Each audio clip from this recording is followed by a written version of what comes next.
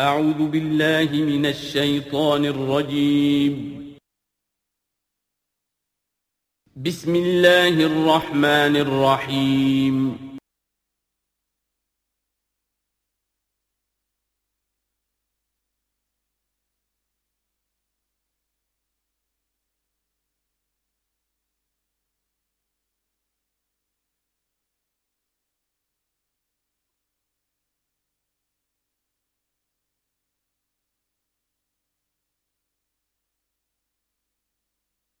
نحمده ونصلي على رسوله الكريم اما بعد فاعوذ بالله من الشيطان الرجيم بسم الله الرحمن الرحيم.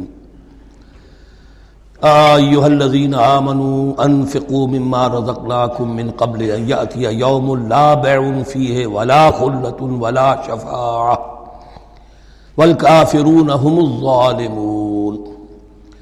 اللہ لا الہ الا هو الحی القیوم لا تأخذه سنة ولا نوم له ما في السماوات وما في الأرض من ذا الذي يشفع عنده إلا بإذنه يعلم ما بين أيديهم وما خلفهم ولا يحيطون بشيء من علمه إلا بما شاء وسع كرسيه السماوات والأرض ولا يؤوده حفظهما وهو العلي العظيم. صدق الله العظيم. رب اشرح لي صدري ويسر لي امري واحلل عقدة من لساني يفقهوا قولي. تقریباً 2 رکوعوں پر مشتمل معاملہ طالوت و جالوت کا وہ ہم پڑھ چکے ہیں، اور یہ گویا کہ اب غزوہ بدر کے لیے ذہنی اور نفسیاتی تیاری ہو رہی ہے. اور غزوات کے لیے جیسا کہ میں نے عرض کیا، جہاں سرفروشی کی ضرورت ہے وہاں انفاق مال کی بھی ضرورت ہے. تو اب یہاں بڑے زوردار انداز میں پھر انفاق کی طرف توجہ دلائی جا رہی ہے. وہی 4 ڈوریاں ذہن میں رکھیے. انفاق اللہ کی راہ میں یعنی جہاد بالمال، قتال جہاد بالنفس کی آخری شکل، اور شریعت میں عبادات اور معاملات. یہ 4 ڈوریاں گتھی ہوئی ہیں ان 22 رکوعوں کے اندر، جن پر دوسرا نصف جو ہے سورہ بقرہ کا مشتمل ہے. یا ایھا الذین آمنوا انفقوا مما رزقناکم من قبل ان یأتی یوم لا بیع فیہ ولا خلۃ ولا شفاعہ. اہل ایمان خرچ کر دو ان چیزوں میں سے کہ جو اللہ نے تمہیں دی ہیں، اس سے پہلے کہ وہ دن آ دھمکے جس دن نہ کوئی خرید و فروخت ہوگی، نہ کوئی دوستی کام آئے گی، نہ کوئی شفاعت مفید ہوگی. والکافرون هم الظالمون، اور کافر ہی تو ظالم ہیں. اب یہاں کافر سے مراد کون ہے؟ کافر اصطلاحی نہیں، کافر معنوی، جو اللہ کے اس حکم انفاق کی تعمیل نہیں کرتا. دیکھتا ہے کہ دین مغلوب ہے، اس کو غالب کرنے کی جد و جہد ہو رہی ہے، اس کی کچھ تقاضے ہیں، مالی ضرورتیں ہیں اس کی، اور اللہ نے اسے قدرت دی ہے، اس میں خرچ کر سکتا ہے اور نہیں کرتا. وہ ہے اصل کافر. اس کے بعد وہ آیت آ رہی ہے جو قرآن حکیم کی عظیم ترین آیت ہے، حضور فرمان نبوی صلی اللہ علیہ وسلم، آیت الکرسی. اس کا تو نام بھی چونکہ معروف ہے. میں نے جو آپ کو بڑے بڑے حکمت کے موتی اور بڑے بڑے پھول آپ کو گنوائے ہیں، آیت الآیات، آیت البر، آیت الاختلاف، اور اب یہ ہے آیت الکرسی. توحید کے عظیم ترین خزانوں میں سے ہے. ہی سیدۃ آیات القرآن. حضور نے فرمایا یہ تمام آیات قرآنی کی سردار ہے. جس طریقے سے آیہ بر اور سورۃ العصر میں ایک نسبت ہے کہ ہدایت اور نجات کی شرائط ساری کی ساری ایک چھوٹی سی صورت میں اللہ نے جمع کر دی. والعصر ان الانسان لفی خسر الا الذین آمنوا وعملوا الصالحات وتواصوا بالحق وتواصوا بالصبر. لیکن اس کی تفصیل ایک آیت میں آئی، وہ آیت البر ہے. چنانچہ جو منتخب نصاب ہم نے مرتب کیا ہے دعوت قرآن کے لیے، میں پہلا درس سورۃ العصر کا ہے اور دوسرا درس آیت البر کا ہے.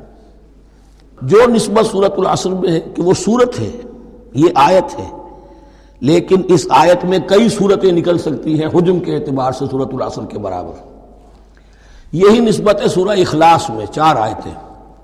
توحید کا عظیم ترین خزانہ. اور یہ آیت الکرسی، یہ آیت ہے. سورہ اخلاص اس میں 4 بن جائیں گی حجم کے اعتبار سے، لیکن اسے حضور نے ثلث قرآن قرار دیا ہے. توحید کے موضوع پر جامع ترین سورۃ الاخلاص، لیکن توحید اور خاص طور پر توحید فی الصفات کے موضوع پر عظیم ترین آیت یہ آیت الکرسی ہے.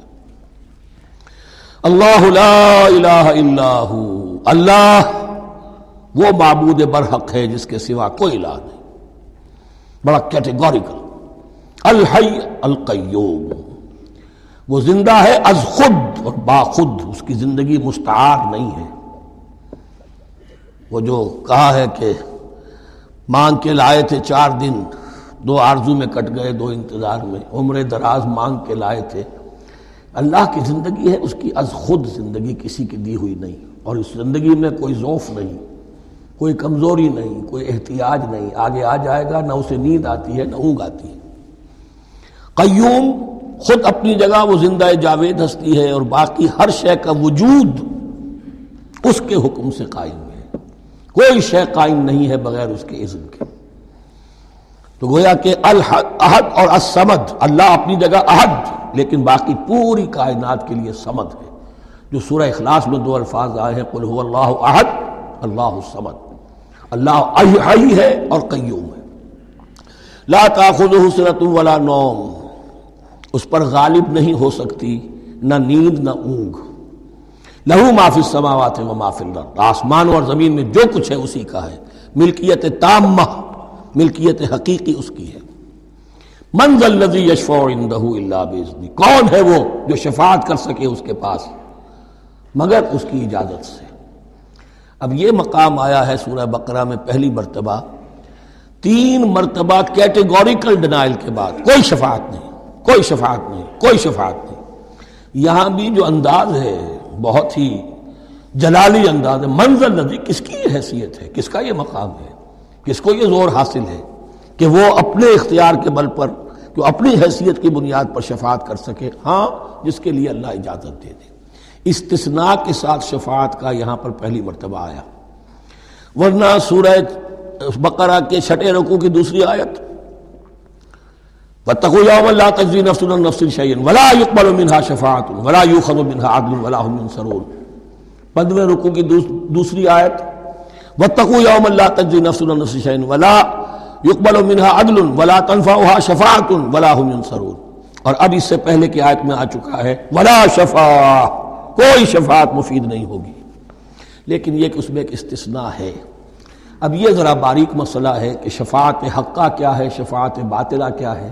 تو دورہ ترجمہ قرآن میں اتنی تفاصیل کے ساتھ بحث نہیں کی جا سکتی، وہ ایک علیحدہ موضوع ہے. حال ہی میں نے اس پر اپنے درس ریکارڈ کرا دیے ہیں. یعلم ما بین ایدیہم وما خلفہم، وہ جانتا ہے جو کچھ ان کے سامنے اور جو اس کو پیچھے ہے. عام طور پر دنیا میں ہم سفارش کرتے ہیں تو کہتے ہیں کہ بھئی میں جانتا ہوں اس شخص کو بہتر. اصل میں جیسا کچھ یہ نظر آتا ہے ویسا نہیں ہے، یا جیسا کچھ فیکٹس آن دی فائل آ گئے ہیں وہ بڑے ہی ڈیسیونگ ہے. اصل حقائق کچھ اور ہیں اس کیس کے، وہ میں آپ کو بتاتا ہوں. یہ بات اللہ کے سامنے کون کہہ سکتا ہے، جبکہ اللہ تو جانتا ہے جو کچھ ان کے سامنے اور جو کچھ ان کے پیچھے ہے. اور ان کا حال یہ وَلَا يُحِيطُونَ بِشَيْءٍ مِّنْ عِلْمِهِ إِلَّا بِمَا شَاءَ، اور وہ احاطہ کر ہی نہیں سکتے اللہ کے علم سے کسی شے کا سوائے اس کے جو اللہ چاہے. باقی ہر ایک کے پاس علم جو ہے اللہ کا عطائی علم ہے، دیا ہوا علم ہے، محدود علم ہے. بڑے سے بڑا رسول ہو، بڑے سے بڑا ولی ہو، بڑے سے بڑا فرشتہ ہو. لا علم لنا الا ما علمتنا، ہم پڑھائیں 4 رکوع میں. تو کون کہہ سکتا ہے من ذا الذی یشفع عندہ الا باذنہ یعلم ما بین ایدیہم وما خلفہم ولا یحیطون بشیء من علمہ الا بما شاء وسع کرسیہ السماوات والارض. اس کی کرسی تمام آسمانوں اور زمین کو محیط ہے. اب کرسی کے 2 مفہوم یہاں ہو سکتے ہیں. ایک تو یہ کہ اس سے جو معنی مراد ہے یعنی اس کا اقتدار، اس کی قدرت، اس کا جبر، اس کا اختیار، یہ اتھارٹی پوری کائنات کو.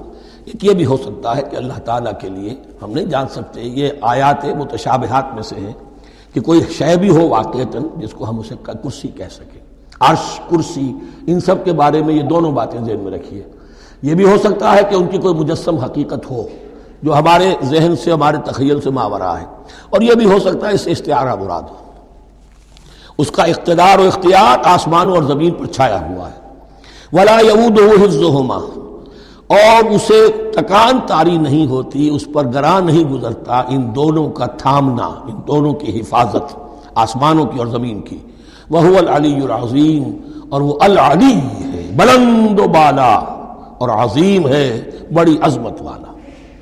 یہ ہے آیت الکرسی، سیدۃ آیات القرآن، تمام آیات قرآنی کی سردار، اور توحید الہی کا ایک بہت بڑا خزانہ۔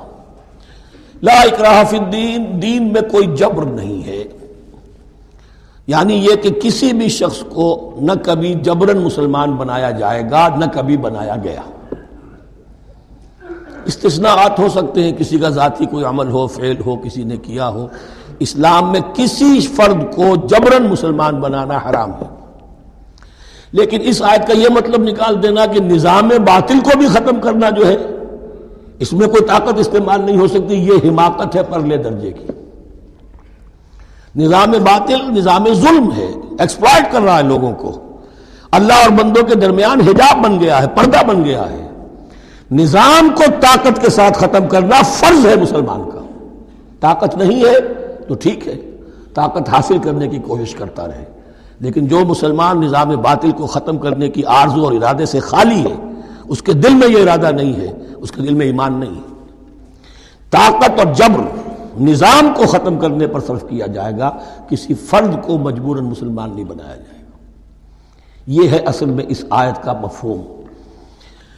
لا اکراہ فی الدین قد تبین الرشد من الغی، رشد ہدایت واضح ہو چکی ہے کجی سے، جتنی کجیاں ہیں، جتنے غلط راستے ہیں، جتنی شیطانی پگڈنڈیاں ہیں، ان سے جو صراط المستقیم ہے اس کو بالکل مبرہن کر دیا گیا ہے۔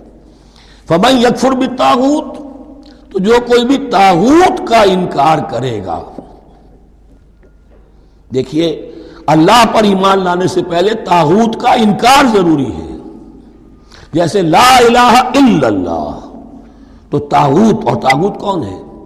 طغا سے سرکش، جس نے اپنی حاکمیت کا اعلان کیا وہ طاغوت، جس نے غیر اللہ کی حاکمیت کو تسلیم کیا وہ طاغوت، اس کے تحت بننے والے سارے انسٹیٹیوشنز طاغوت، جو بھی ادارے ہوں، چاہے کتنے ہی خوشنما ادارے ہوں۔ ہے عدلیہ، لیکن وہ عدلیہ اللہ کے قانون کے مطابق فیصلے نہیں کر رہی، کچھ اور لوگوں کے بنائے ہوئے قانون کے مطابق فیصلے کر رہی، وہ طاغوت ہے۔ جو بھی اللہ کے حدود بندگی سے تجاوز کرتا ہے وہ طاغوت ہے۔ طغیانی کسے کہتے ہیں؟ پانی دریا کی حدوں میں بہہ رہا ہے، لیکن جب وہ اپنی حدوں سے نکلا طغیانی پہ ہے۔ دریا کو اپنی موج کی طغیانیوں سے کام، کشتی کسی کی پار ہو یا درمیان رہے، اسے اس کی کیا فکر ہے؟ تو طغا اور بغا یہ دونوں بڑے قریب کے الفاظ ہیں، بغاوت اور طغیانی۔ فمن یکفر بالطاغوت، طاغوت کا انکار، جو کوئی کفر کرے طاغوت کے ساتھ، وَيُؤْمِن بِاللَّهِ، اور پھر اللہ پر ایمان لائے۔ طاغوت سے بھی دوستی، اللہ پر بھی ایمان، اللہ کے دشمنوں سے بھی یارانہ، اور اللہ کے ساتھ بھی وفاداری کا دعویٰ، یہ چیز نہیں چل سکتی، یہی منافقت ہے۔ یکسو ہو جاؤ، حنیفا مسلما، فقد استمسک بالعروۃ الوثقی، جس شخص نے یہ کام کر لیا، طاغوت کی نفی اور اللہ پر ایمان، اس نے تو مضبوط کنڈا تھام لیا۔ تو سمجھئے کہ اگر کوئی شخص کسی جہاز، سمندری جہاز میں عرشے پر سے گر جائے، تیرنا بھی نہ آتا ہو، کسی طرح ہاتھ پاؤں مار کر وہ کسی کنڈے کے اوپر اگر ہاتھ اس کا پڑ گیا، تو اب وہ سمجھتا ہے کہ اس کو میں نہیں چھوڑوں گا، میری جان اسی سے وابستہ ہے، زندگی اسی سے ہے۔ تو وثقہ، وہ کنڈا اگر کمزور ہے تو پھر گیا، وہ اس کے وزن سے کنڈا ہی نکل گیا، لیکن وہ کنڈا کے جو مضبوط ہے، فقد استمسک بالعروۃ الوثقی، اس نے تو بڑے مضبوط کنڈے پر ہاتھ ڈال دیا ہے، یعنی طاغوت کا انکار اور اللہ پر ایمان، اس نے تھام لیا ہے بہت مضبوط کنڈا۔ اسی لیے ایک حدیث میں آتا ہے اوثق العرا کلمۃ التقوی، یہ جو عروہ کی جمع ہے عرا، اور وثقہ اوثق جو ہے اس کا مذکر ہوگا۔ تمام کنڈوں میں سب سے بڑا مضبوط کنڈا جو ہے وہ تقوی کا کنڈا ہے، اس کو تھامو مضبوطی کے ساتھ۔ لا اکراہ فی الدین قد تبین الرشد من الغی فمن یکفر بالطاغوت ویؤمن باللہ فقد استمسک بالعروۃ الوثقی لا انفصام لها، وہ کبھی علیحدہ ہونے والا، ٹوٹنے والا نہیں ہے، یہ کنڈا بہت مضبوط ہے۔ واللہ سمیع علیم، اللہ سب کچھ سننے والا، جاننے والا ہے۔ اللہ ولی الذین آمنوا یخرجہم من الظلمات الی النور، ایمان در حقیقت ایک دوستی کا رشتہ قائم کرتا ہے اللہ اور بندے کے درمیان۔ اللہ ولی ہے اہل ایمان کا، یہ ولایت باہمی ہے، دو طرفہ ولایت ہے۔ بندہ اللہ کا ولی بن جائے، ولی اللہ، الا ان اولیاء اللہ لا خوف علیہم ولا هم يحزنون، اللہ بندے کا ولی ہے، دوستی دو طرفہ ہے۔ اللہ ولی الذین آمنوا یخرجہم من الظلمات الی النور، اللہ پشت پناہ ہے، مددگار ہے، دوست ہے ان کا کہ جو ایمان لائے، اور انہیں نکالتا رہتا ہے ظلمات، اندھیروں کے مختلف شیڈز میں سے نور کی طرف۔ یہ آپ نوٹ کریں گے قرآن میں نور ہمیشہ تنہا آتا ہے، واحد، انوار کا لفظ قرآن میں نہیں ہے۔ نور ایک حقیقت واحدہ ہے، لیکن ظلمات ہمیشہ جمع میں آئے گا، اس کے شیڈز مختلف ہیں، شیڈز آف ڈارکنس، بہت گہری ڈارکنس ہے، ذرا اس سے کمتر ہے، اس سے کمتر ہے۔ تو جتنے بھی شیڈز ہیں، کفر کا ہے، شرک کا ہے، الحاد کا ہے، مادہ پرستی کا ہے، ایگنوسٹسزم کا ہے، لا ادریت کا ہے، جتنے بھی فلسفے غلط ہیں، جتنے بھی نظریات غلط ہیں، جتنے بھی عمل کی غلط راہیں ہیں، ان سب کے اندھیاروں سے نکال کر اللہ تعالیٰ اہل ایمان کو ایمان کی روشنی کے اندر لاتا رہتا ہے۔ والذین کفروا اولیاءہم الطاغوت، ان کے برعکس جنہوں نے کفر کیا ان کے پشت پناہ اور ساتھی اور مددگار ہیں اب طاغوت، یخرجونہم من النور الی الظلمات، اور وہ ان کو نکالتے رہتے ہیں تدریجاً، اور نور کا کہ تھوڑی بہت رمق ملا بھی تھا انہیں نور کا تو ان سے محروم کر کے ظلمات، یخرجونہم من النور الی الظلمات، نور سے ظلمات کی طرف نکالتے رہتے ہیں۔ اولئک اصحاب النار هم فیہا خالدون، وہ ہیں آگ والے، اس میں ہمیشہ ہمیش رہیں گے۔ اللہم اجعلنا من عبادک المؤمنین، اللہم اخرجنا من الظلمات الی النور، آمین یا رب العالمین۔ اب اس کے بعد یہ بڑی عظیم آیت جو آئی ہے توحید کی، اور اس کے بعد یہ دو، یہ بھی اپنی جگہ بڑی عظیم آیات ہیں حکمت اور فلسفہ دین کے اعتبار سے۔ اس کے بعد کچھ واقعات دیے جا رہے ہیں، حضرت ابراہیم علیہ السلام کی زندگی کا ایک واقعہ اور حضرت عزیر علیہ السلام کی زندگی کا واقعہ۔ الم تر الی الذی حاج ابراہیم فی ربہ ان آتاہ اللہ الملک، کیا تم نے دیکھا اس شخص کو جس نے کہ محاجہ کیا تھا، مناظرہ کیا تھا، حجت بازی کی تھی ابراہیم سے، اس وجہ سے کہ اللہ نے اسے بادشاہی دی ہوئی تھی۔ نمرود، یہ ذہن میں رکھیے کہ نمرود اصل میں لقب تھا، کسی کا نام نہیں تھا، جیسے فرعون مصر کے بادشاہوں کا لقب ہے۔ فرعونہ، نماردہ جو ہے یہ عراق کے بادشاہ تھے، بیبیلونیا۔ تو حضرت ابراہیم کی پیدائش بھی شہر ار میں ہوئی تھی کہ جو بیبیلونیا کا ایک شہر تھا عراق کا، اور وہاں بادشاہت تھی نمرود کی۔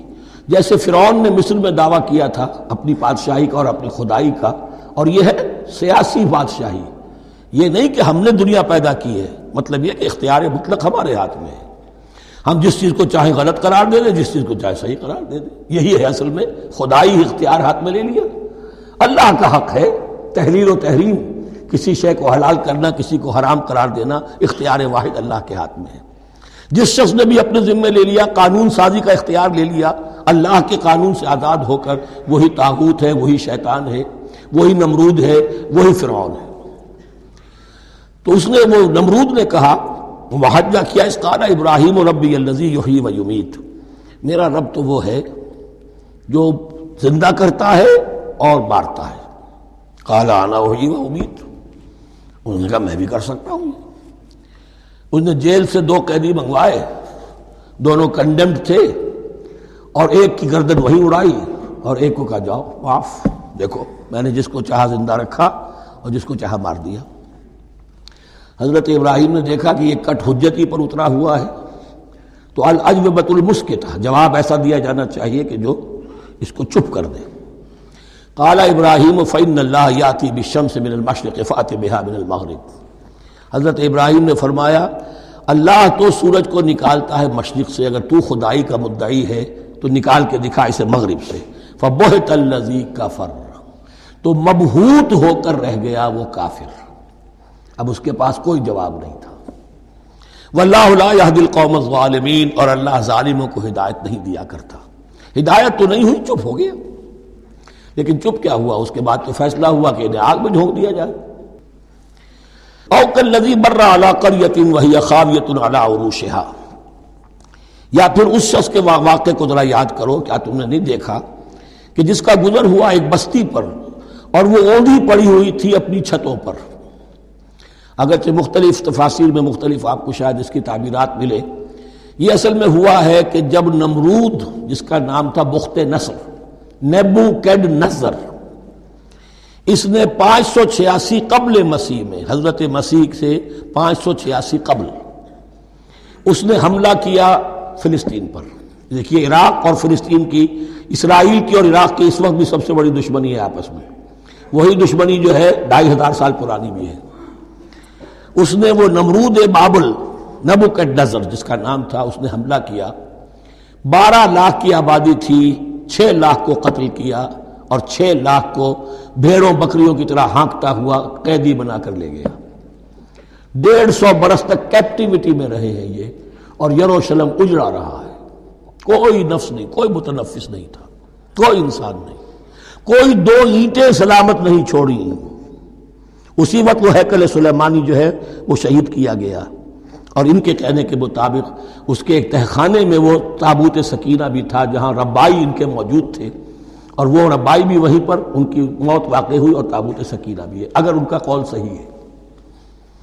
تو جس زمانے میں یہ اجڑی ہوئی بستی تھی، حضرت عزیر علیہ السلام کا گزر ہوا، انہوں نے دیکھا کوئی متنفس نہیں، تو انہوں نے کیا کہا، قال انا یحیی ھذہ اللہ بعد موتها، اللہ اس بستی کو اس کے اس طرح مردہ اور برباد ہو جانے کے بعد کیسے زندہ کرے گا، اب اس میں کیسے احیاء ہو سکتا ہے، دوبارہ کیسے اس میں لوگ آ کر آباد ہو سکتے ہیں، اتنی بڑی بربادی، اتنی تباہی، کوئی متنفس نہیں، کوئی 2 اینٹیں سلامت نہیں۔ فَأَمَاتَهُ اللَّهُ مِئَةَ عَامٍ ثُمَّ بَعَثَهُ، تو اللہ نے اس پر موت وارد کر دی 100 برس کے لیے، اور پھر انہیں اٹھایا۔ قَالَ كَمْ لَبِثْتَ، سوال کیا کتنے عرصے رہے ہو یہاں۔ حضرت عزیر جو ہیں، چونکہ جو رینائسنس ہوا ہے تاریخ بنی اسرائیل میں، اس کے نقیب، اس کے اصل جو بنیاد ہے وہ یہ ہے، انہوں نے پھر اصلاح کی، جو زوال ان میں آیا تھا اخلاقی اور دینی، پھر یہ اٹھے کمر کس کر، جب اللہ تعالیٰ نے یہ مشاہدات کرا دیے، اور پھر جا کر وہاں تبلیغ کی اور دعوت کی دی، اور وہی ان یہودیوں کے اندر جو کیپٹیوٹی میں تھے انہیں پھر اصل دین کی تعلیم دی، روح دین کو زندہ کیا، تو گویا کہ وہاں سے پھر ان کا احیاء ہوا ہے۔ کب لبثت، کتنے عرصے رہے ہوگے تم؟ قال لبثت یوما و بعض یوم، اب اس کو ایسے محسوس ہوا جیسے سویا تھا تھوڑی دیر کے لیے، میں 1 دن رہا ہوں یا دن کا کچھ حصہ۔ قال بل لبثت 100 عام، نہیں، اللہ نے فرمایا نہیں، تم 100 سال رہے ہو۔ فانظر الی طعامک و شرابک لم یتسنہ، تو ذرا اپنے کھانے اور جو مشروب تمہارے ساتھ تھا سفر میں، ذرا اس کو دیکھو، ان کے اندر کوئی بساند پیدا نہیں ہوئی، سڑے نہیں ہیں، ان کے اندر کوئی خرابی پیدا نہیں ہوئی۔ وانظر الی حمارک، آپ دوسری طرف اپنے گدھے کو دیکھو جو تمہاری سواری کا گدھا تھا، وَلَنَجْعَلَكَ آیَةً لِلنَّاسِ، وہ بالکل ختم ہو چکا تھا، اس کی ہڈیاں ہی رہ گئی تھیں، گوشت گل چکا تھا، کچھ نہیں تھا، 100 برس۔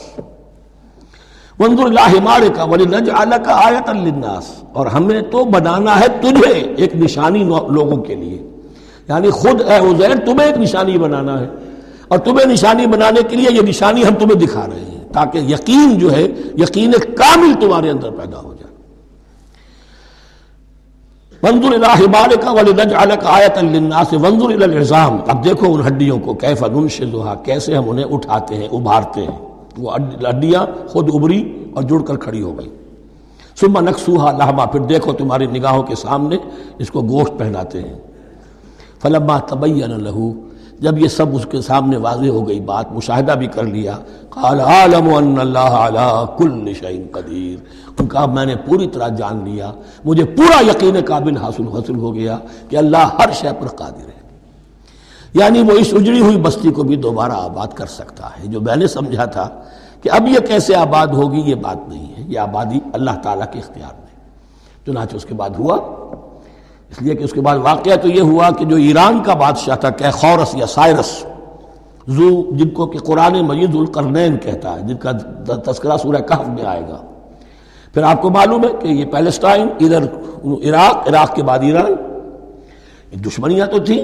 کیخورس نے حملہ کیا بابل پر، عراق پر، اور دشمن کا دشمن دوست ہوتا ہے، تو یہودیوں کو اجازت دے دی، کیپٹیوٹی سے اجازت دے دی، جاؤ تم واپس جاؤ، اپنا شہر دوبارہ بناؤ. چنانچہ وہ گئے اور پھر انہوں نے جا کر وہاں پر 136 سالوں میں ان کی دوبارہ جو ہے یہ بستی بسی، اور پھر یروشلم کو انہوں نے آباد کیا، اور پھر انہوں نے وہاں ہیکل سلیمانی دوبارہ بنایا، جس کو وہ سیکنڈ ٹیمپل کہتے ہیں.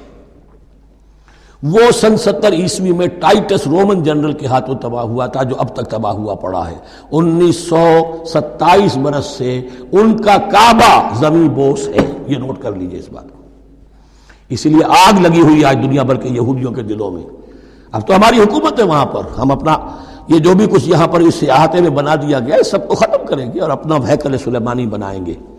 اس کے بلو پرنٹس بن چکے ہیں، نقشے بن چکے ہیں، ہر چیز تیار ہے. بس کسی دن کوئی ایک دھماکہ ہوگا، کوئی بم جو ہے کہیں پر پلانٹ کیا جائے گا، خبر آ جائے گی کہ کسی فینیٹک نے کہیں وہاں پر جا کر رکھ دیا. جیسے ایک فینیٹک گیا تھا مسجد الخلیل میں اور 70 مسلمانوں کو شہید کر کے خود بھی اس نے خودکشی کر لی تھی، اور ڈاکٹر تھا، امریکن ڈاکٹر گولڈسٹین.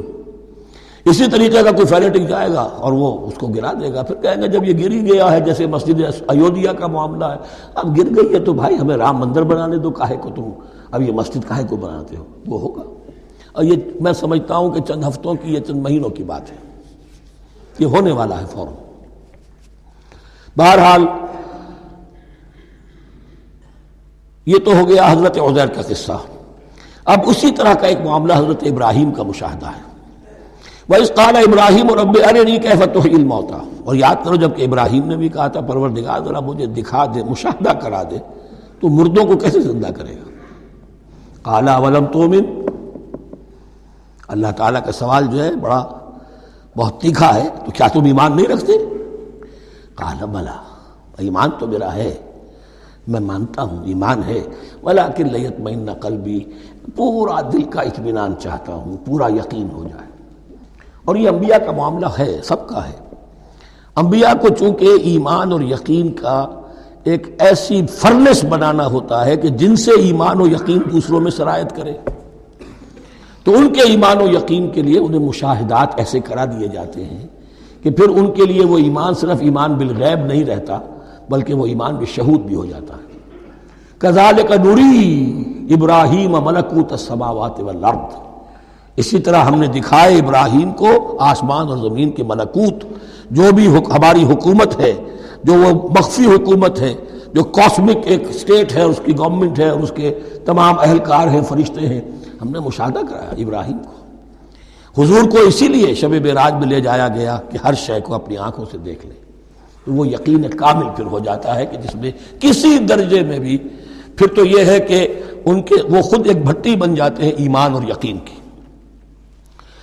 قال بلا ولکن لیطمئن قلبی قال فخذ اربعۃ من الطیر فصرهن الیک. تو فرمایا اچھا ٹھیک ہے، 4 پرندے لے لو، انہیں اپنے ساتھ ملا لو، ہلا لو کہ وہ تمہارے ساتھ تمہاری آواز سن کر آ جایا کریں. ثم اجعل علی کل جبل منہن جزءا. پھر ان کے ٹکڑے کرو اور ہر پہاڑ پر ایک ایک ٹکڑا رکھ دو. تو جو تفسیر میں آتی ہیں یہ کہ ان میں سب کا سر علیحدہ کیے، ٹانگیں علیحدہ کی، پر علیحدہ کیے، دھڑ علیحدہ کیے. ایک پہاڑ پر چاروں سر رکھ دیے، ایک پہاڑ پر چاروں کے دھڑ رکھ دیے، ایک پہاڑ پر چاروں کے، اس طریقے سے مختلف اجزاء میں تقسیم کر دیا. قال فخذ اربعۃ من الطیر فصرهن الیک ثم اجعل علی کل جبل منہن جزءا. پھر ہر پہاڑ پر ان میں سے ایک ایک حصہ رکھ دو. ثم ادعوہن. پھر ان کو ذرا پکارو، وہی سیٹی بجاؤ جو تم بجاتے تھے ان کو بلانے کے لیے. ثم ادعوہن یاتینک سایہ، وہ دوڑتے ہوئے آ جائیں گے. وَاعْلَمْ أَنَّ اللَّهَ عَزِیزٌ حَکِیمٌ. اور جان لو اس بات کو یقین کے ساتھ کہ اللہ تعالیٰ زبردست ہے، کمال حکمت والا. اب 2 رکوع آ رہے ہیں انفاق فی سبیل اللہ پر، اور یہ قرآن مجید کا ضربہ سلام ہے انفاق کے موضوع پر.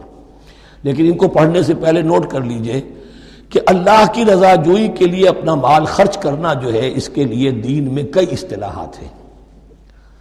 کھانا کھلانا، یطعمون الطعام علی حبہ مسکینا ویتیما واسیرا، آت المال علی حبہ ذوی القربى والیتامى، ایتاء مال، اعطاء، پھر اس سے آگے آتا ہے صدقہ، زکوٰۃ، انفاق، قرض حسنہ۔ یہ 5-6 ٹرمز ہیں، لیکن ان ٹرمز کے اندر ایک تقسیم ذہن میں رکھیے کہ 2 مدیں ہیں بڑی بڑی اللہ تعالیٰ کی رضا جوئی کے لیے مال خرچ کرنے کی۔ ایک مد ہے غربا، یتامہ، مساکین، محتاج، بیوائیں، ان کے لیے، یعنی ابنائے نو میں سے، یہ آپ کے معاشرے کے اجزاء ہیں، آپ کے بھائی بند ہیں، آپ کے رشتہ دار ہیں، آپ کے اعزاء و اقرباء ہیں، ان کے لیے خرچ کرنا۔ تو یہ بھی اللہ کو بہت پسند ہے، اس کا اجر ملے گا، یہ بھی گویا کہ اللہ تعالیٰ ہی کے لیے آپ نے خرچ کیا۔ ایک عین اللہ کے دین کے لیے خرچ کرنا، انفاق کا لفظ اس کے لیے ہے، اور قرض حسنہ اس کے لیے۔ انفاق مال، انفاق فی سبیل اللہ، اللہ کی راہ میں خرچ کرنا، اللہ کے دین کی دعوت کو عام کرنا، اللہ کی کتاب کے پیغام کو عام کرنا، اللہ کے دین کی دعوت کو اس طرح ابھارنا کہ باطل کے ساتھ زور آزمائی کرنے والی ایک طاقت پیدا ہو جائے، ایک جماعت وجود میں آئے، ان کے لیے اساز و سامان فراہم کیا کرنا تاکہ دین کے غلبے کی ہر مرحلے کے جو تقاضے اور ضرورتیں ہیں وہ پوری ہو سکیں۔ تو جو اس کام میں صرف ہوگا وہ ہے انفاق فی سبیل اللہ، یا اللہ کے ذمے قرض حسنہ۔ تو یہاں اصل میں اس کی بات ہو رہی ہے، انفاق کی۔ مثل الذین ینفقون اموالہم فی سبیل اللہ ہے، مثال ان کی جو اپنے مال خرچ کرتے ہیں اللہ کی راہ میں۔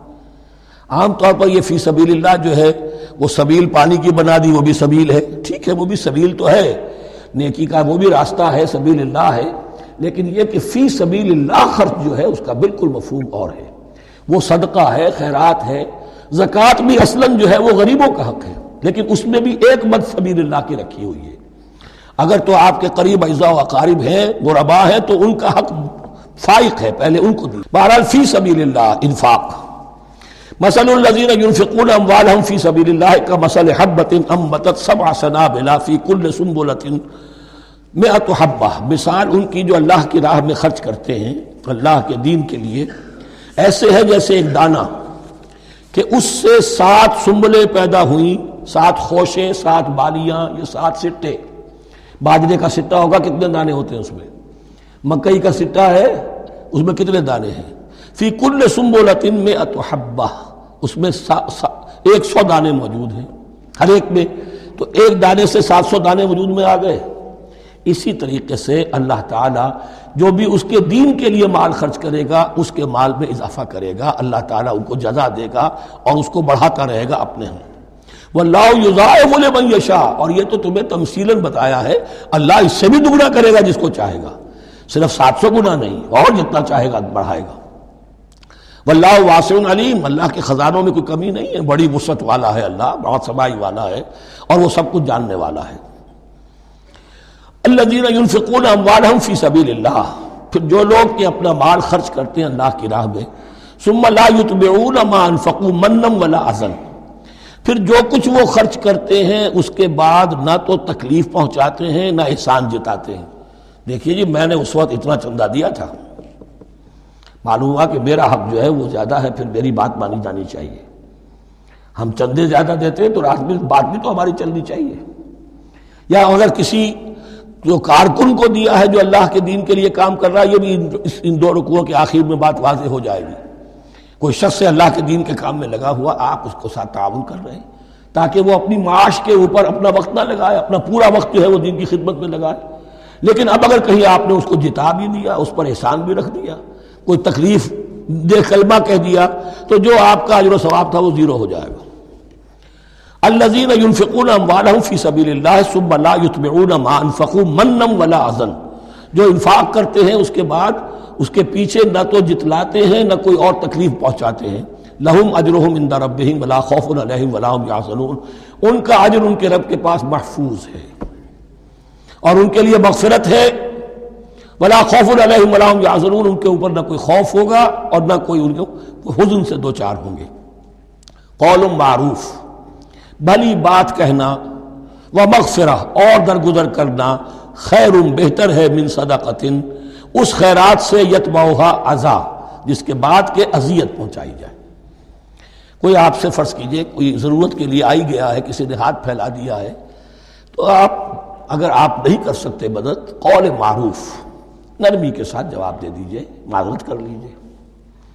یا یہ ہے کہ اگر کسی سائل نے آپ کے ساتھ درستی کی ہے تو پھر بھی یہ ڈانٹیے نہیں، وَأَمَّا السَّائِلَ فَلَا تَنْهَرْ، پھر بھی یہ ہے کہ مغفرت معاف کیجئے۔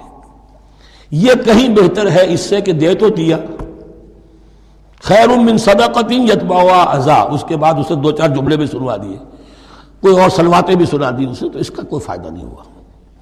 واللہ غنی حلیم، اللہ تعالیٰ غنی ہے اور حلیم ہے۔ یہ کیوں کہا گیا کہ تم اگر کسی کو دے رہے ہو تو اصل میں اللہ کو دے رہے ہو۔ ایک حدیث میں آتا ہے کہ اللہ تعالیٰ اپنے بندے سے شکایت کرے گا، اے میرے بندے تیرے پاس مال تھا، میں نے تجھ سے مال طلب کیا تھا، میں بھوکا تھا، میں نے تجھ سے روٹی مانگی، تو نے مجھے کھلایا نہیں۔ بندہ کہے اللہ تو غنی ہے، تجھے بھوک، تجھے احتیاج، کہ وہ جو میرا بندہ تھا جو بھوکا تھا، اس نے جو مانگا تھا تجھ سے وہ میں ہی تھا، اصل میرا بندہ تھا۔ الخلق عیال اللہ، تجھ سے انہیں کھانے کو نہیں دیا، تجھے تو گویا کہ مجھے نہیں دیا۔ اے میرے بندے میں ننگا تھا، میں نے تجھ سے میں چاہا کہ میرا سطر ڈھانپ دے، مجھے کوئی لباس دے دے، لیکن یہ کہ تو نے نہیں دیا۔ یہ اسی طریقے سے تو سمجھ لیجئے کہ اللہ تو غنی ہے، جو دے رہے ہو سمجھ لو کہ اللہ کو دے رہے ہو، اور حلیم ہے، وہ حلم والا ہے، فوراً نہیں پکڑتا تمہیں۔ تم جو بھی کرتے ہو جو دل سے اتری ہوئی شے وہ اللہ کے نام پہ دے دو، جو ردی چیز ہے وہ اللہ کے نام پہ دے دو، تو اللہ تعالیٰ کی غیرت جو ہے اسی وقت اگر جوش میں آ جائے اور تمہیں پیس کے سرما کر دے وہ، تو وہ کر سکتا ہے، لیکن نہیں، حلیم ہے، وہ دیکھتا ہے کہ میری توہین کر رہا ہے، مجھے دے رہا ہے اور یہ دے رہا ہے۔ یا ایھا الذین آمنوا لا تبطلوا صدقاتکم بالمن والاذی، اے اہل ایمان اپنے صدقات کو باطل نہ کر لو، نسیہ منسیہ ہو جاتے ہیں، بالمن والاذی جتلا کر اور کوئی اذیت بخش بات کہہ کر، کالذی ينفق مالہ رئاء الناس، ان لوگوں کی طرح، اس شخص کی طرح جو اپنا مال خرچ کرتا ہے لوگوں کو دکھانے کے لیے، دے تو رہا ہے صدقات، چیریٹی ہاؤس، بڑے بڑے ادارے قائم کر دیے ہیں، یہ کہ سب ریاکاری ہے۔ کوئی سرکار دربار میں رسائی کے لیے فاؤنڈیشنز بنے ہوئے، کچھ اپنے وہ ٹیکس بچانے کے لیے، کچھ اور اپنی ناموری، کیونکہ پھر الیکشن بھی لڑنا ہے۔ یہ سارے کام جو ہوتے ہیں اللہ جانتا ہے کس کی کیا نیت ہے۔ لا تبطلوا صدقاتکم بالمن والاذی کالذی ينفق مالہ رئاء الناس ولا یؤمن باللہ والیوم الاخر، جو ریاکاری کر رہا ہے وہ حقیقت میں ایمان نہیں رکھتا اللہ پر اور یوم آخر پر۔ یہ ریا اور یہ ایمان ایک دوسرے کی ضد ہے، جیسا کہ حدیث بار بار سنا چکا ہوں، من صلی یرائی فقد اشرک، ومن صام یرائی فقد اشرک، ومن تصدق یرائی فقد اشرک۔ جس نے دکھاوے کے لیے نماز پڑھی اس نے شرک کیا، جس نے دکھاوے کے لیے روزہ رکھا اس نے شرک کیا، جس نے دکھانے کے لیے لوگوں کو صدقہ خیرات دیا اس نے شرک کیا۔ ولا یؤمن باللہ والیوم الاخر فمثلہ کمثل صفوان علیہ تراب فاصابہ وابل فترکہ صلدا، تو اس کی مثال اس چٹان کی سی ہے اس پر کچھ تھوڑا سا غبار، کچھ ریت جم گئی تھی، تو اگر کسی چٹان کے اوپر کچھ تھوڑی سی تہ آ گئی ہو مٹی کی، وہاں آپ نے کوئی بیج ڈال دیے، کوئی فصل بھی ہو گئی۔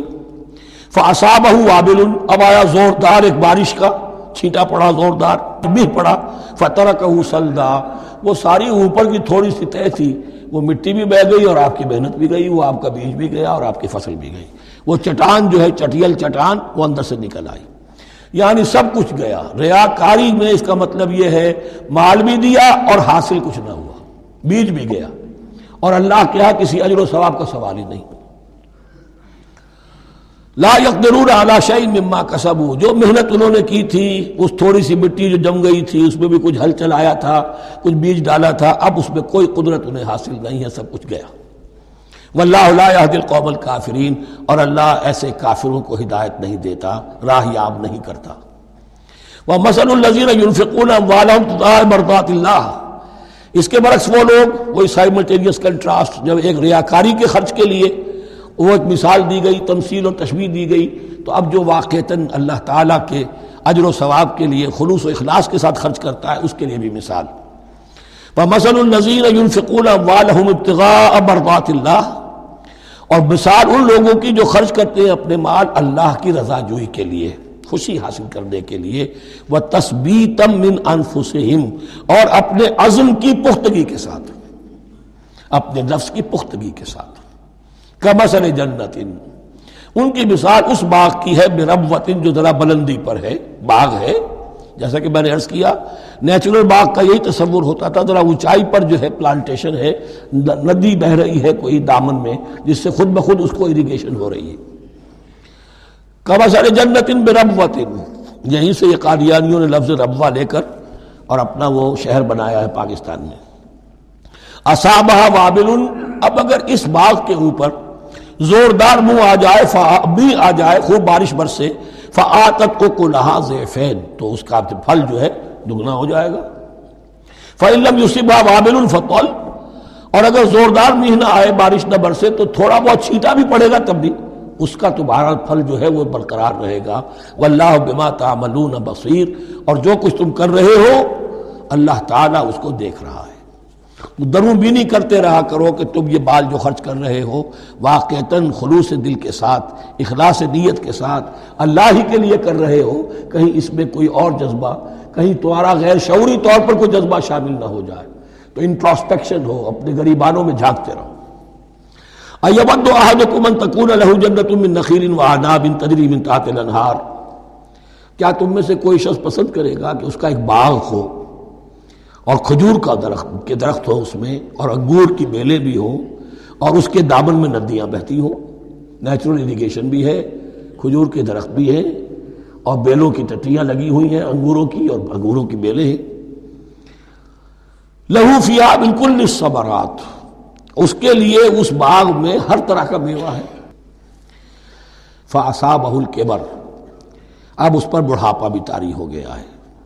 وَلَهُ ذُرِّيَّةٌ ضُعَفَاءُ، اور اس کی اولاد ہے ابھی چھوٹی عمر کی، کم سن ہے، کمزور ہے۔ فَأَصَابَهَا إِعْصَارٌ، کہ اچانک اس باغ کے اوپر ایک ایسا بگولا، ایک ایسی آندھی آئی جس میں آگ ہے، فِيهِ نَارٌ، کوئی ایسا آگ بھری آندھی آئی۔ فَأَصَابَهَا إِعْصَارٌ فِيهِ نَارٌ فَاحْتَرَقَتْ، پورا کا پورا باغ جل کر جلس کر رہ گیا۔ کذالک یبین اللہ لکم الآیات لعلکم تتفکرون، اس طرح اللہ تعالیٰ تمہارے لیے اپنی آیات کو واضح کرتا ہے تاکہ تم تفکر کرو۔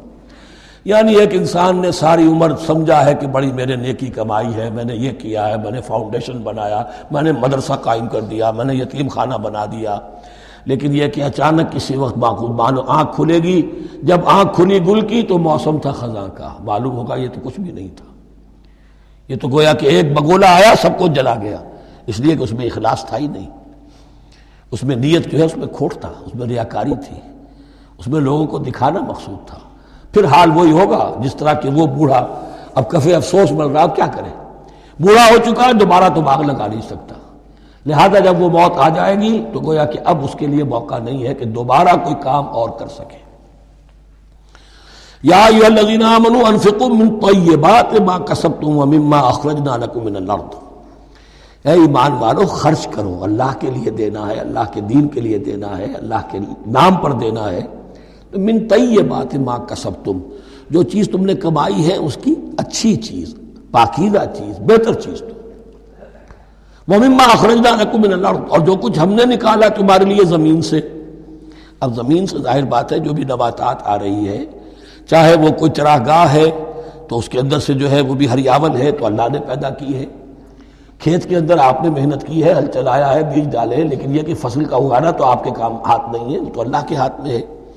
تو جو کچھ ہم نے نکالا ہے تمہارے لیے، وَمِمَّا أَخْرَجْنَا لَكُم مِّنَ الْأَرْضِ وَلَا تَيَمَّمُوا الْخَبِيثَ مِنْهُ، اور اس میں سے ردی مال کا ارادہ نہ کرو، تنفقون، کہ اسے خرچ کر دو، زکوٰۃ دینی ہے، عشر دینا ہے، تو جو ردی چیزیں ہیں، اب بھیڑوں بکریوں کا غلہ ہے، ان میں سے اتنی بکریاں نکالنی ہیں، اتنی بھیڑیں ہیں، تو اب جو ذرا کمزور ہیں، لاغر ہیں، بیمار ہیں، نقص والی ہیں، گنتی پوری کرنی ہے نا۔ اسی طریقے سے عشر نکالنا ہے تو گندم کا ڈھیر لگا ہوا ہے، اس میں سے کہیں بارش پڑ گئی تھی، وہ نکال دو۔ ولا تیمموا، تیمم کے معنی یہاں نوٹ کر لیجئے، قصد کرنے کے ہیں۔ ولا تیمموا الخبیث منہ، کہ اس میں سے جو ردی مال ہے، جو ناپسند ہے، اس کا قصد نہ کرو، تنفقون کہ اسے خرچ کرو، ولستم بآخذیہ، اور تم ہرگز نہیں ہوگے اس کو لینے والے۔ ایسا بھی تو ہو سکتا ہے کہ تم محتاج ہو جاؤ اور تمہیں ضرورت پڑ جائے، پھر اگر تمہیں کوئی ایسی چیز دے گا تو تم قبول نہیں کرو گے۔ وَلَسْتُمْ بِآخِذِيهِ إِلَّا أَن تُغْمِضُوا فِيهِ، الا یہ کہ چشم پوشی کرنے پر مجبور ہو جاؤ، احتیاج اس درجے کی ہو کہ جو بھی مل جائے، ردی مل جائے، اچھا مل جائے، نفیس مل جائے، خبیث مل جائے، جو بھی مل جائے چشم پوشی کرو۔ اس کے سوا آدمی جو ہے وہ اپنے طیب خاطر کے ساتھ جو ہے وہ ردی شے قبول نہیں کر سکتا۔ وَاعْلَمُوا أَنَّ اللَّهَ غَنِيٌّ حَمِيدٌ، پھر دیکھیے غنی کا لفظ، جو کچھ دے رہے ہو یہ نہ سمجھو کہ اسے دے رہے ہو، محتاج کو دے رہے ہو، ضرورت مند کو دے رہے ہو، بلکہ یوں سمجھو کہ اللہ کو دے رہے ہو۔ وَاعْلَمُوا أَنَّ اللَّهَ غَنِيٌّ حَمِيدٌ، جان لو کہ اللہ تعالیٰ غنی ہے اور حمید ہے۔ حمید یعنی اپنی ذات میں خود محمود۔ ایک کسی شے کی اچھائی یا حسن یا کمال ایسا ہوتا ہے جسے ظاہر کیا جائے، دیکھو بھائی اس میں یہ خوبصورتی ہے، اور ایک وہ خوبصورتی ہوتی ہے جو از خود ظاہر ہے۔ حاجت مشاطہ نیست صورت دل آرام را، تو اللہ تعالیٰ اتنا ستودہ صفات ہے، اتنا محمود ہے اپنی ذات میں کہ وہ خود بخود محمود ہے، اسے کسی حمد کی حاجت نہیں ہے، از خود محمود ہے۔ الشیطان یعدکم الفقر ویامرکم بالفحشاء، دیکھو شیطان تمہیں ڈراتا ہے اور تمہیں اندیشہ دلاتا ہے فقر کا، مت خرچ کرو، رکھو، کیا پتا کیا کل کون سا وقت تم پر آ جائے۔ وَيَأْمُرُكُمْ بِالْفَحْشَاءِ، اور تمہیں حکم دیتا ہے بے حیائی کے کاموں کا۔ وَاللَّهُ يَعِدُكُمْ مَغْفِرَةً مِّنْهُ وَفَضْلًا، اور اللہ وعدہ کر رہا ہے تم سے اپنی طرف سے مغفرت کا اور فضل کا۔ اب دیکھ لو، رخ روشن کے آگے شمع رکھ کر وہ یہ کہتے ہیں ادھر جاتا ہے دیکھیں یا ادھر پروانہ جاتا ہے۔ اب شیطان کی طرف جانا چاہتے ہو، اس کی بات ماننا چاہتے ہو، خوف رکھتے ہو کہیں ایسا نہ ہو جائے کہ فقر آ جائے مجھ پر، مجھے اپنا مال سنبھال کر رکھنا چاہیے، سینت رکھنا چاہیے، تو تم شیطان کی چال میں آ گئے، تم نے اس کی پیروی کی۔ اور اگر تم نے اپنا اللہ کی راہ میں خرچ کر دیا، اللہ پر اعتماد کرتے ہوئے، وہ میری ساری حاجتیں پوری کرے گا، آج کر رہا ہے کل کرے گا انشاءاللہ۔ تو یہ ہے واللہ یعدکم مغفرۃ منہ وفضلا واللہ واسع علیم، اللہ بہت وسعت والا ہے، اس کے خزانوں کی کوئی محدودیت کا تصور اپنے ذہن میں نہ رکھو، اور سب کچھ جاننے والا ہے۔ یؤتی الحکمۃ من یشاء، لیکن یہ باتیں حکمت کی ہیں، ایک ہے ظاہر ایک ہے باطن۔ باطن جو ہے وہ حکمت سے نظر آتا ہے، ظاہر تو سب کو نظر آ رہا ہے۔ کسی شے کی حقیقت کیا ہے، اہل نظر ذوق نظر خوب ہے، لیکن جو شے کی حقیقت کو نہ دیکھے وہ نظر کیا، وہ حقیقت جس پر عیاں ہو جاتی وہ ہے حکیم۔ اور حکمت اصل میں نام ہے انسان کے عقل اور شعور کی پختگی کا۔ جب محکم ہو گئی عقل، اس کا شعور پختہ ہو گیا، استحکام اسی سے بنا ہے حکمت۔ یؤتی الحکمت، اللہ تعالیٰ یہ فہم کی پختگی، عقل کی پختگی، شعور کی پختگی، حقائق رسی، حقائق تک پہنچ جانے کی صلاحیت دیتا ہے جس کو چاہتا ہے۔ وَمَن یُؤْتَ الْحِکْمَةَ فَقَدْ أُوتِیَ خَیْرًا کَثِیرًا، اور جسے حکمت دے دی گئی اسے تو خیر کثیر عطا ہو گیا، اس سے بڑا تو خیر کوئی اور ہے ہی نہیں۔ وَمَا يَذَّكَّرُ إِلَّا أُولُو الْأَلْبَابِ، اور نہیں نصیحت حاصل کر سکتے مگر وہی لوگ جو ہوش مند ہیں، جو اولو الالباب ہیں، عقل مند ہیں۔ لیکن جو دنیا پر ریجھ گئے ہیں، جن کے سارا دلی اطمینان اسی پر ہے کہ کافی ہے، بینک بیلنس بھی ہے، یہ بھی ہے، وہ بھی ہے، اتنے سٹاکس بھی ہیں، اتنا یہ بھی ہے، اتنا ہمارا جو ہے وہ جو بیلنس شیٹ آئی ہے اس کے ایسٹس یہ ہیں، اگر اسی پر سارا بھروسہ اور اطمینان ہے تو ظاہر بات ہے وہ اولو الالباب نہیں ہے۔ وَمَا أَنفَقْتُم مِّن نَفَقَةٍ أَوْ نَذَرْتُم مِّن نَذْرٍ، اور جو بھی کچھ تم خرچ کرتے ہو، جو بھی نفقہ، جو بھی خیرات تم دیتے ہو، اور نظر تم من نظرین، اور یا جو بھی نظر تم دیتے ہو اللہ کے نام پر، منت مانگتے ہو، فإن اللہ یعلم، اللہ تعالیٰ اس سب کو جانتا ہے۔ وما للظالمین من انصار، اور یقیناً ظالموں کے لیے کوئی مددگار نہیں ہوں گے۔ ان تبدوا الصدقات فنعما ہی، صدقات کو تو اگر تم کھل کر اعلانیہ دو تب بھی ٹھیک ہے، اور خاص طور پر زکوٰۃ کا تو معاملہ اعلانیہ ہے ہی ہے۔ ان تبدوا الصدقات، ظاہر کرو، برملا اعلانیہ دو تو بھی ٹھیک ہے، کم سے کم فقراء کا حق تو پہنچ گیا، کسی کی ضرورت تو پوری ہو گئی۔ وَإِن تُخْفُوهَا، لیکن اگر تم انہیں چھپاؤ، اب یہ ہوگا صدقات نافلہ کے لیے۔ ایک جو صدقات جو ہے کہ جو لازماً دینے ہیں واجبہ، ان کے لیے اخفاء نہیں ہے، یہ دین کی حکمت کو ذہن میں رکھیے۔ فرض عبادات اعلانیہ ادا کی جائیں گی۔ یہ وسوسہ بھی شیطان بہت سے لوگوں کے دلوں میں ڈال دیتا ہے کہ کیا 5 وقت جا کے مسجد میں نماز پڑھنی ہے، لوگوں پر اپنے تقویٰ کا روب گانٹنا چاہتے ہو، گھر میں پڑھ لیا کرو۔ یا داڑھی رکھو گے، کیا چاہتے ہو؟ تم چاہتے ہو کہ لوگ تمہیں سمجھے متقی ہے تو میں اس لیے داڑھی نہیں رکھتا، یہ ہوتا ہے وسوسہ۔ لیکن جو چیز واجب ہے وہ علن اعلان کرو، اس کے اظہار میں کوئی رکاوٹ نہیں۔ ہاں جو صدقات نافلہ ہیں، جو نماز نفل ہے، اسے چھپا کر کرو، اس کا اظہار بہت بڑا فتنہ ہوتا ہے، نفل عبادت کا اظہار بہت بڑا فتنہ ہے۔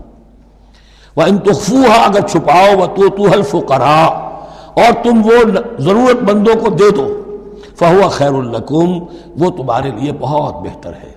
اب دیکھیے خیر لکم کہا، یہ تمہارے لیے بہتر ہے۔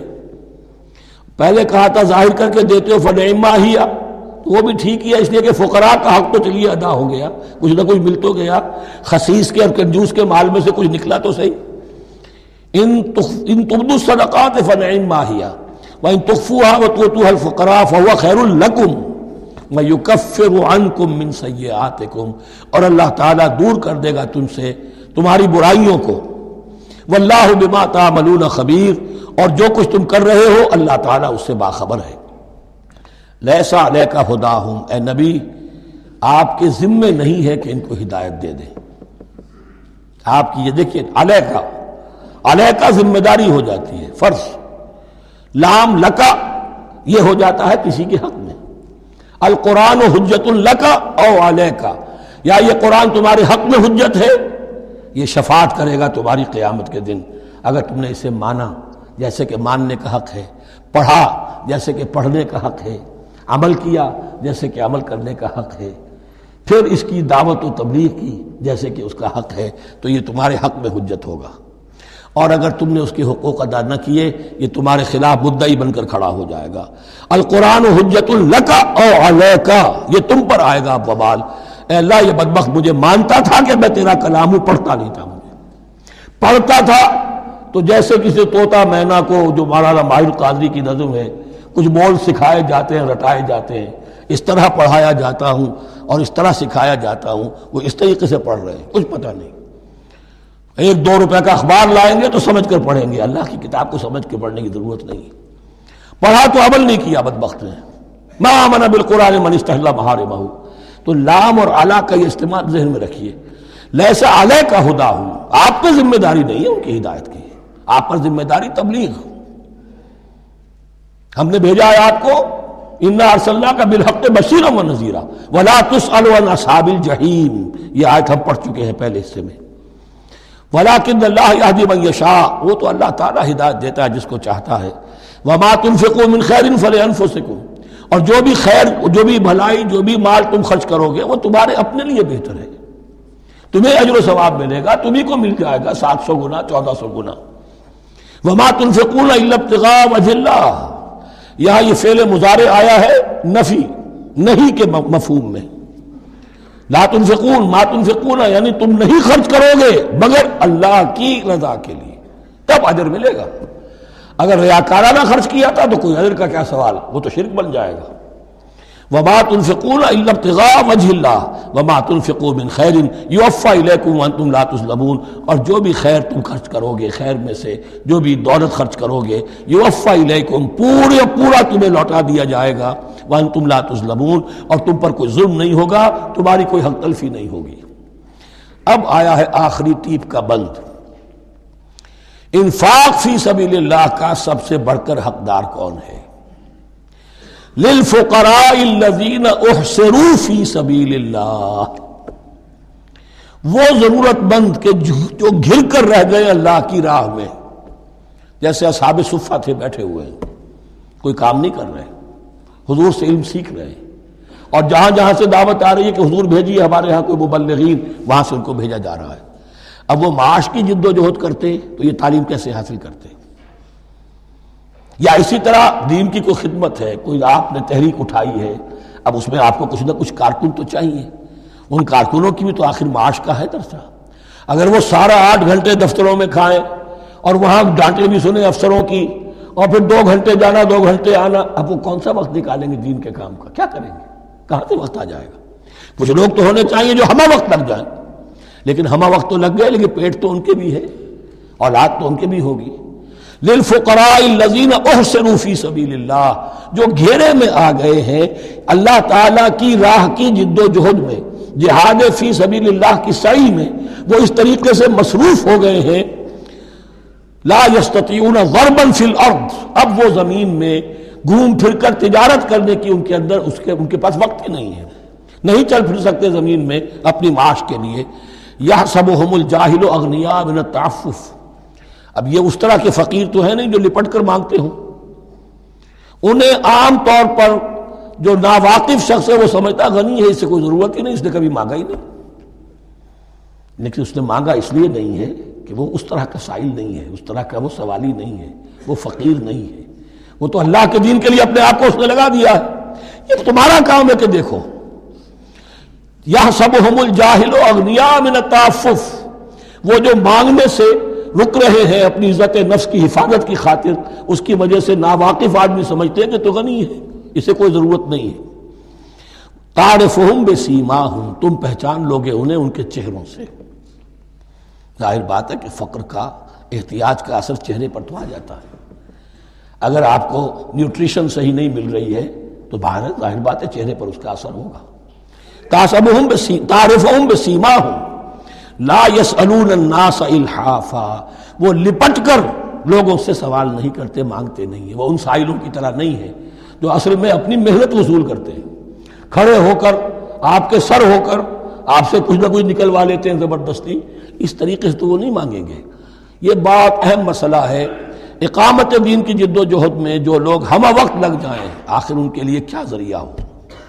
میں یہاں تفصیل میں نہیں جا سکتا، وقت بھی اس چنگ کا ختم ہو رہا ہے، لیکن یہ سمجھ لیجئے کہ یہ 2 رکوع جو ہیں، انفاق کا پورا مضمون، اس کا کلائمیکس جو ہے وہ یہ آیت ہے، للفقراء الذین احصروا فی سبیل اللہ لا یستطیعون ضربا فی الارض یحسبهم الجاہل اغنیاء من التعفف تعرفهم بسیماہم لا یسألون الناس الحافا وما تنفقوا من خیر فإن اللہ بہ علیم۔ اور جو بھی تم دولت مال خرچ کرو گے تو اللہ تعالیٰ اس کے علم میں ہوگا، یہ نہ سمجھنا کہ اللہ کے علم میں نہیں ہے۔ خاموشی کے ساتھ، اخفاء کے ساتھ ایسے لوگوں کے ساتھ تعاون کرو گے تو اللہ تعالیٰ جو ہے تمہیں اس کا پورا بھرپور بدلہ دے گا۔ بارک اللہ لی و لکم فی القرآن العظیم و نفعنی و ایاکم بالآیات والذکر الحکیم۔